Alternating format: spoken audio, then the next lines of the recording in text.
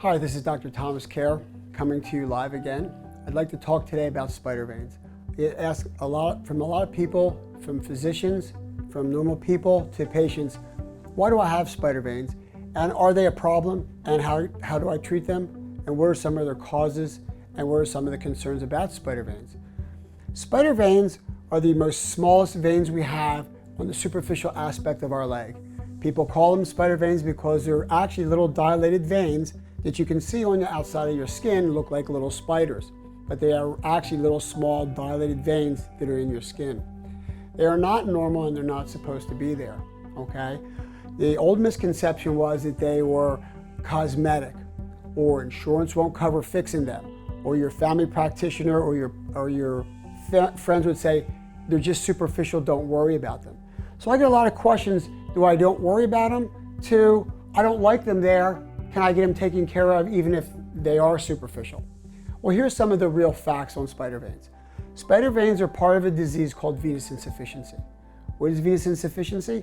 The way your circulation works in the lower extremities is the arteries from your heart pump blood down to your feet. Well, then once the blood's down to your feet, it gets down there by your arterial pressure and by gravity. Well, now the blood's down at your feet, has to come back uphill back to your heart.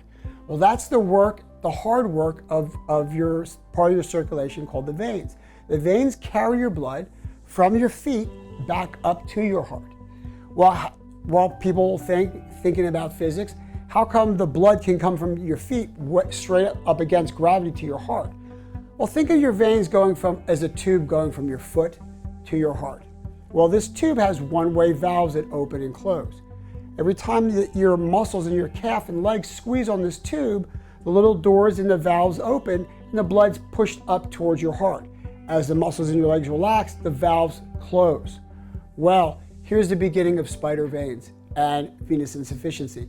Some patients, because of heredity, age, weight, hormones, standing, childbirth, these little doors start to not close. Well, what happens then? The blood gets pushed up, but it can run back down through these open valves. So you're having a lot more pressure pushing on the veins in your lower extremities than normal. Well, now that there's pressure in these veins, what happens to the blood? Where does it go? It's pushed out into the tissue. Well, when it pushes out into the tissue, you see the blood back up into spider veins. You see swelling.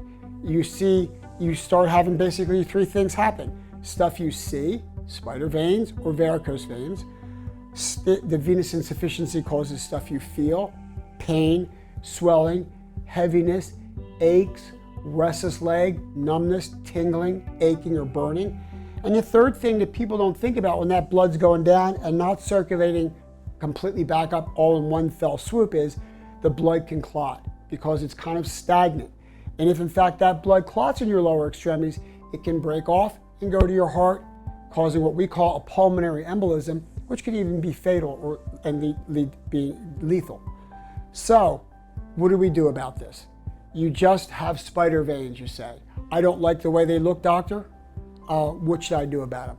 Well, you may have had injections. They didn't go away, doctor. I get a lot of questions like this. Well, why didn't they go away when people had the veins injected? I'll tell you why. This is just like in Florida, we had something here a couple of years ago called the Gulf oil leak, where 4 or 5 miles down in the Gulf of Florida, a cap came off of a big oil pipe.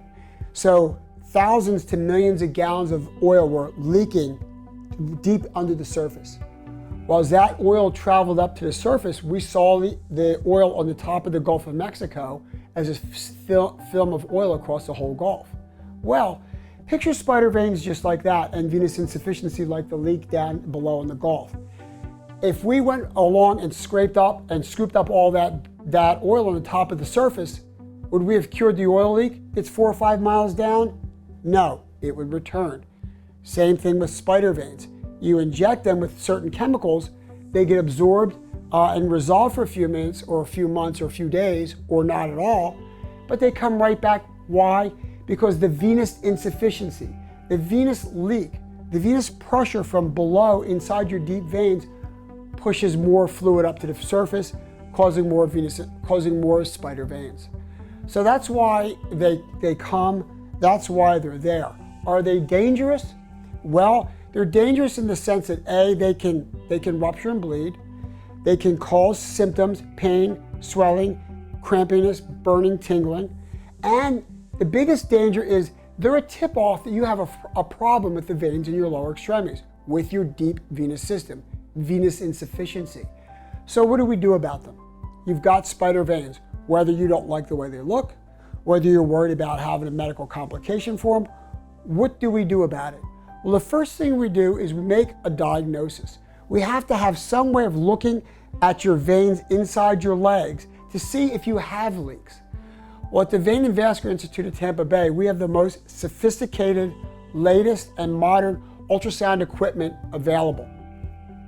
Our vascular laboratory here is nationally accredited, and it's an ICAVL accredited certified lab, with physicians like myself having passed a special board examination to interpret the results of vascular ultrasound. And I've also written a book on how to do the venous ultrasound. So we're pretty savvy in looking at your veins from an ultrasonic point of view. So number one, we get an ultrasound. We can actually look and see if your veins are leaking. We can see the valves opening, the valves closing, and how long it takes for them to close. We can see if you've had old blood clots before. We can see where the spider veins are originating from.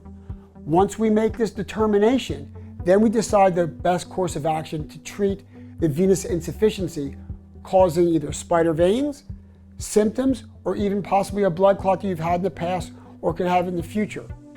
How do we treat them? Well, there's a variety of treatments. The first thing we recommend is when you have your legs elevated. And we like the position that you're in. We call it a recliner position, where you're sitting back and your legs are up. This is the way most people should sit in general, and with venous insufficiency, stimulating the blood to return to the heart. Number two, we like you wearing compression hose all the time, from the time you wake up in the morning to at least dinner time. This causes compression on the veins and the valves and helps the blood flow backwards. Also helps your leg not swell during the day. Three, if the ultrasound shows you have bad veins on the inside of your legs, we can actually take a laser at the Vein and Vascular Institute and put a small laser fiber in the bad vein and actually weld that vein shut. It's basically, to explain that to you, it's like your veins are flowing into the blood's flowing into a bucket down at your feet. The bucket is your veins bringing the blood back up to the heart. Well, this leaky vein we find is a hole in the bottom of the bucket. So you're bringing most of this blood back up, but the vein is having one bad vein in there. We can find out, and it leaks backwards. It's like a hole in the bottom of the bucket. That laser welds that hole or that vein shut. Now you don't have that vein leaking blood back down your leg, causing the spider veins, the varicose veins, or the symptoms. And the blood then can go up into the thousands of good veins you have. I commonly get asked, well, what if I need that vein? What do I have enough veins, Dr. Care? That vein, once we've determined that it's diseased, it's not useful for anything. Okay, it's just there. It's like your appendix. It's not useful and could cause harm. You could get blood clots in it. It's causing a lot of the symptoms. We eradicate that bad vein, which we can't use for bypass. We can't use it for anything. You've got plenty of other veins and arteries in your arms and legs for bypass surgery if we need to use bypass surgery. So that's it. Some people say, well, Dr. Care, is this covered with my insurance? Is it going to be costly? What do I do? Fact of the matter is, venous insufficiency and its treatments, both seeing the physician, the ultrasounds, the interpretation, the laser treatments, that's all almost universally covered by almost every healthcare plan we're involved with. That being said, when that's all said and done and you still have the spider veins, you'll come back, we can perform injection sclerotherapy at a nominal fee that will be out of your pocket. If you have spider veins and would like them removed, at the Vein and Vascular Institute of Tampa Bay, we provide sclerotherapy injections for removing spider veins safely, quickly, and painlessly. Here at the Vein and Vascular Institute, we've already treated thousands of patients using sclerotherapy injections to remove their spider veins. And now these patients are enjoying beautiful and healthy legs again.